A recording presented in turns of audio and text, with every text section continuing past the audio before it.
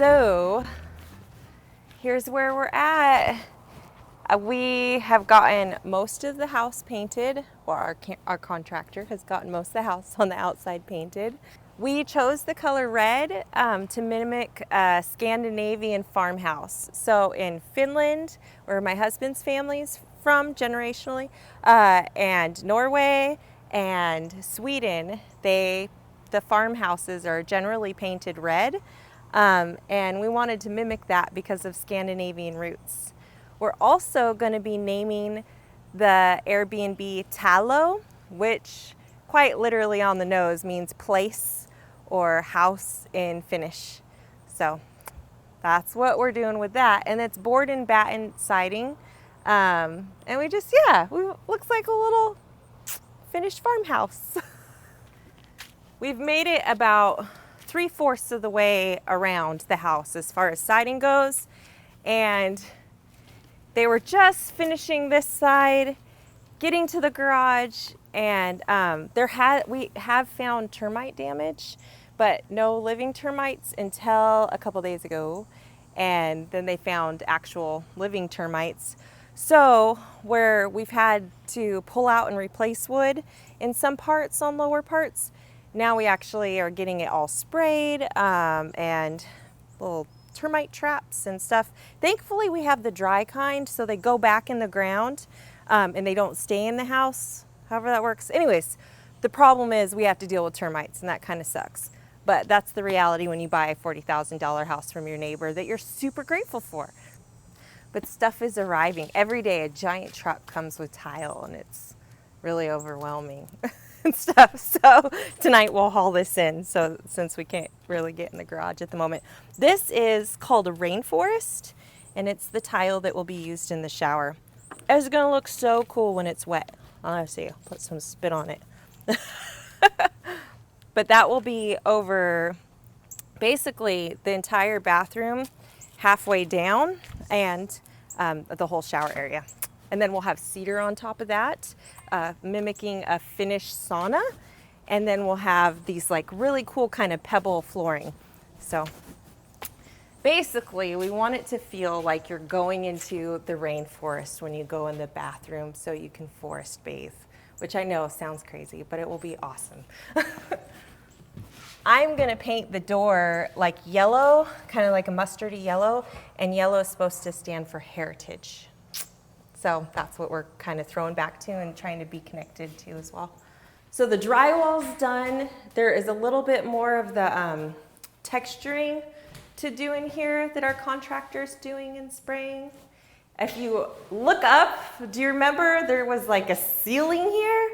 We wanted to do the whole ceiling, but we were able to do half, which is still pretty awesome.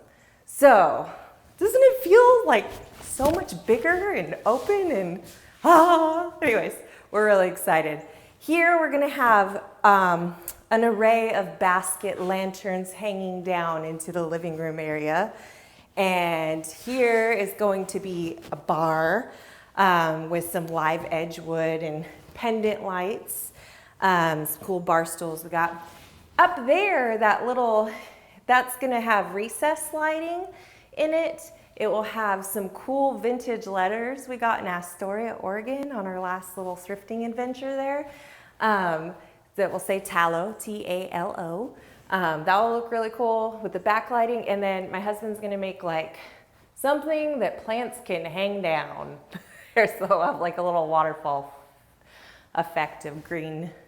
And then just lots of lights. We'll have a big table here we got that's like live edge, cool. We'll have this. This is just covered up with wood because there is a giant glass nano wall coming, and it will be 4 panes, but it will open completely and go out to the deck. And we're having a big deck built on the other side, so which we'll show you the back. So this will all be glass and open. The hardwood floors are going to be refinished, but we have some cool tile that's like brick, distressed, called Havana mix, that will be going from the garage door into the kitchen, kind of in front of the glass nano wall so that it's all protecting the hardwood floors. We've got these really cool commercial kitchen appliances that are all stainless steel, and some neat green tile that will kind of go around here. And we're gonna have open shelves, just very industrial kind of commercial kitchen feel. We got this fridge. I'm so excited for the fridge because obviously we're growing a lot of food. We want to teach people about how to grow their food and preserve their food and eat that food. And we got these fridges that, well, it's a fridge and freezer, but it's actually like full size, like it's two of them combined, and you can switch them and turn either one up into a freezer or down into a fridge, and it's like two compartments. It's huge, it's so cool, and that's gonna like cover that wall pretty much. So we'll have massive storage space for all the fresh veggies and flowers and stuff to take to farmers market without any storage issues. That's our fan. They uncovered that when they took out the ceiling, and we're just keeping it for airflow rather than adding other fans, and it just enough. It's like one of those old ones. It's a ridiculous size for the size of the house. It's a 1,000 square foot house, and it has like this humongous, awesome industrial fan to circulate the air and stuff. So what you do is you like open up the windows and you turn that on, and it sucks in the cool air and just circulates it. Anyways, we thought it was worth keeping, but I'll turn it off for noise. Okay, I kind of love that there's a door separating the entire open living space that is like the kitchen, the dining, the living room area, and we'll have a big TV on this wall. I love that there's actually a door separating that to the bedrooms and the bathroom, because if you're renting this place, you know, on Airbnb or whatever, and you brought your family, like we travel, we have a family of 5, and I just remember those days of having a baby and nursing and trying to have a quiet space where a toddler could sleep and yet the rest of us could enjoy ourselves too, is not something you can find in a hotel room. And you'll pay a fortune to try and find it in, you know, a cabin or whatever. And even then, it's still like, man, a baby could take a nap in this house and you'd be fine still having drinks on the patio, okay? So I just like that it kind of soundproofs the bedrooms from whatever's happening in the main area. So I'll be dealing with this wallpaper. We picked out this really cool kind of field foresty mushroom moon wallpaper stuff that's going to go here. Then we'll have the trim, and it will be board and the beadboard along the bottom and stuff. So it should be really cool. I'm just excited about making things where we can't add more square footage. We can't add a lot of like things that just aren't necessary into this space, but we can make it really unique and really special. So that's what we want to do, both in the urban farm aspect of food, but also in a sense of hospitality and just creativity, enjoying the environment. All right, obviously we have a flora vibe planned for each of the rooms. So we have cool wallpaper that's gonna go in each closet. And I will paint the closets a darker color, and then have the wallpaper and then like a dresser and a really cool mirror. So it's kind of like an inset vanity for storage, and that's how we're gonna make up for the lack of space in the bedrooms. Because really, when you're traveling, you don't have all this extra stuff in a hotel room. You just get to enjoy the ambiance. And so we wanna make that as fun and functional as possible. So this will be the room with a twin bed that we got, and it also has a trundle. So be able to sleep 2 in here. It'll be simple, but clean and really cute. So the colors for this room are kind of gonna be a turquoise and a deep forest green and other natural colors.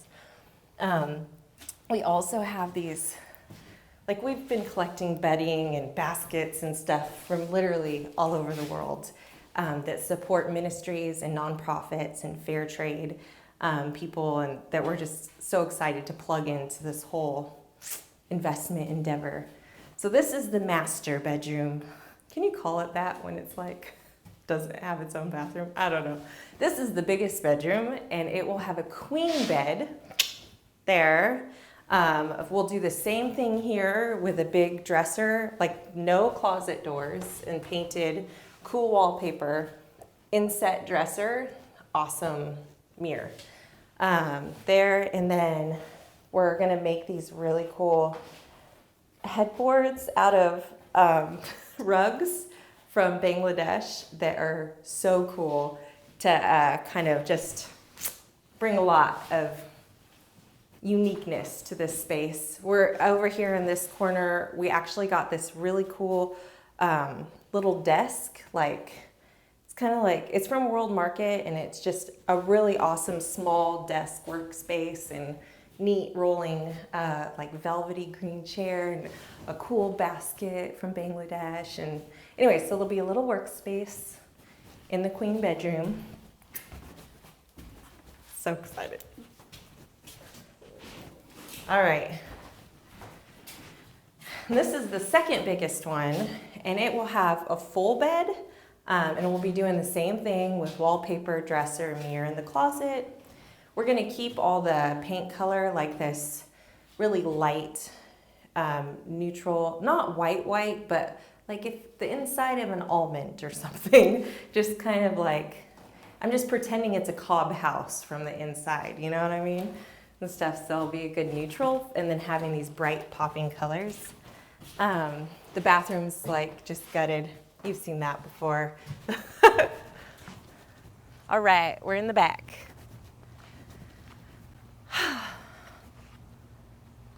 Whew.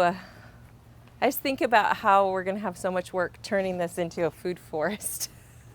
But since we're talking about the house, this is where that awesome glass door is gonna be that will, I mean, and it's not like a sliding glass door, okay? It is like an accordion, I think, and it opens like all the way. So to be able to just walk out of this space, you know, it's gonna be great. Anyway, so there'll be a big deck. It'll be a big old rectangle.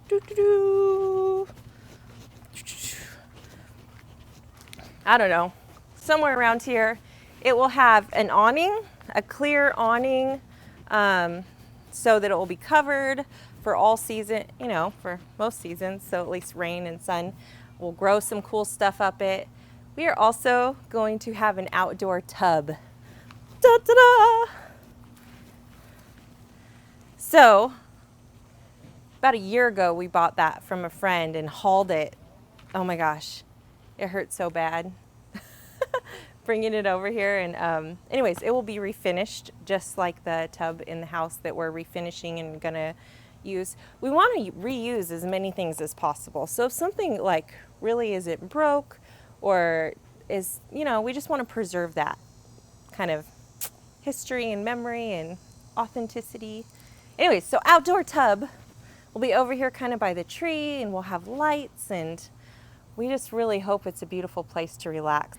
So something really cool about our contractors, which we'll totally plug them at some point, they have been awesome at helping us recycle and reuse stuff.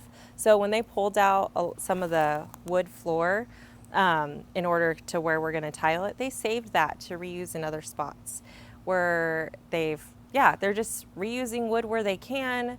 They've helped us save windows that will turn into a greenhouse later. They've helped us save these awnings that we will sell or repurpose. I mean, that's even the windows on the garage door that was taken apart. So anything that is usable and salvageable and can be used for another purpose, just we appreciate that. Things being reused, being salvaged, being repurposed. And not having a wasteful mindset because we're paying to do something. Like, we really want this to be as feasible as possible.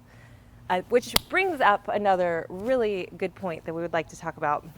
Since we live in that house there, which is 1,300 square feet, and it's not very big for a family of 5, and in fact, we've had 6 of us in it at some points. When I had my dad staying with us and stuff. But it's not a huge space. That is a small house for a family our size in America. This house is 1,000 square feet.